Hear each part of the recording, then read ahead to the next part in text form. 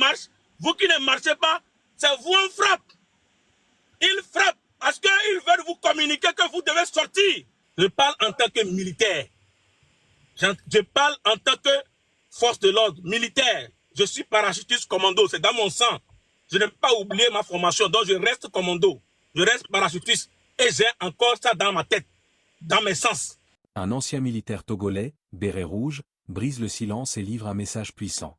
Il affirme que certains militaires togolais, en lançant des gaz lacrymogènes dans les quartiers et même dans les maisons, ne visent pas à faire peur, mais à envoyer un signal discret au peuple. C'est un appel codé à la résistance, dit-il. Selon lui, l'armée elle-même veut voir le peuple se lever pour chasser le régime en place. Cet ancien soldat appelle donc tout le peuple togolais à sortir massivement pour arracher le pouvoir au système qui les opprime depuis des décennies. Ce message est un appel à l'unité entre le peuple et les soldats qui souffrent aussi. Un appel à la libération nationale. Regardez, écoutez et partagez massivement. Le silence n'est plus une option. Ne nous font pas encore le nombre pour qu'eux ils puissent se retourner. Eux-mêmes, ils sont déjà prêts, fort même le sait.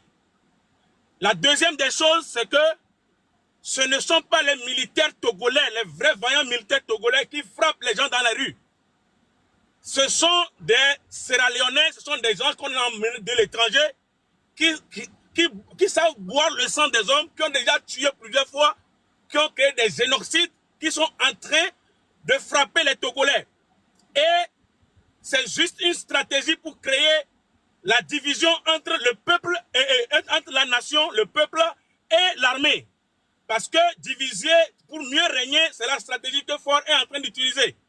Auparavant, il avait utilisé la stratégie du nord contre le sud. C'est-à-dire les Kabyens contre les Évés, ou bien tout ça là, c'est la stratégie qu'il avait utilisée. Et à tout moment, quand on sort dans les rues, il faisait sortir aussi les Kabyens, d'autres du nord, pour dire qu'il y a des gens qui le soutiennent. Maintenant, le nord même a dit non. Les Kabyens ont dit non. Les gens même qui se lèvent, ce sont les Kabyens qui provoquent le combat. Pour cela, il a maintenant misé sur comment il va faire. Ils envoient les gens en tenue. Il leur donne les tenues, mais ce ne sont pas des gendarmes, des policiers togolais.